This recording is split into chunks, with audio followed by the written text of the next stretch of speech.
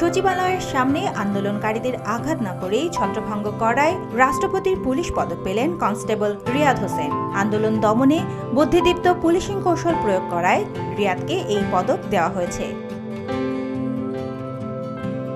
রাষ্ট্রপতির আদেশক্রমে সিনিয়র সহকারী সচিব তৌফিক আহমেদের সই করা এক প্রজ্ঞাপনে বিষয়টি জানানো হয়। রাষ্ট্রপতির আদেশে গত ২৭ মার্চ স্বরাষ্ট্র মন্ত্রণালয়ের সিনিয়র সহকারী সচিব তৌফিক আহমেদ এতে সই করেন, যা সম্প্রতি স্বরাষ্ট্র মন্ত্রণালয় প্রকাশ করে। প্রজ্ঞাপনে বলা হয়েছে, ২০২৫ সালে নাগরিকদের প্রতি সম্মান প্রদর্শনের মধ্য দিয়ে জনশৃঙ্খলা রক্ষায় অভিনব বুদ্ধিদীপ্ত পুলিশিং কৌশলের স্বীকৃতি হিসেবে পুলিশ সদস্য রিয়াদ হোসেনকে রাষ্ট্রপতির পুলিশ পদক PPM সেবা প্রদান করা হলো। প্রজ্ঞাপনের তারিখ থেকে এই আদেশ কার্যকর হবে।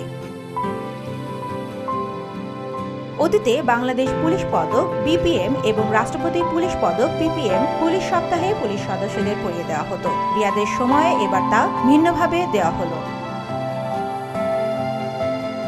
গত ১৪ ফেব্রুয়ারি সচিবালয়ের সামনে আন্দোলনকারীরা রাস্তা দখল করে রেখেছিলেন। এতে সাধারণ মানুষের চলাচল বন্ধ হয়ে যায়। এছাড়া উত্তেজনা মুহূর্তে রূপ নিতে পারে সংঘর্ষে। কিন্তু পুলিশ সদস্য রিয়াদ বন্দুক তোলেননি, ব্যাটনও চালাননি কারো গায়ে। তার হাতে লাঠি ছিল, কিন্তু সেই লাঠির আঘাত করেছেন শূন্য রাস্তার উপর বৈদ্যুতিক খুঁটিতে। যেন জানিয়ে দিচ্ছিলেন, আপনারা চলে যান, আমার দায়িত্ব আছে, কিন্তু আপনাদের প্রতি সম্মানও আছে।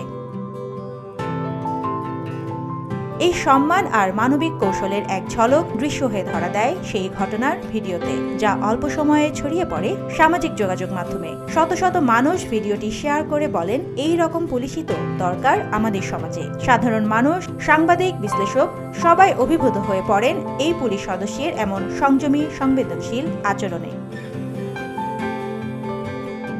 এমন অভিনব কৌশল আর দায়িত্বশীলতার স্বীকৃতি এসেছে কিছুটা দেরিতে হলেও। রাষ্ট্রপতির পুলিশ পদক PPM পেয়েছেন রিয়াদ হোসেন।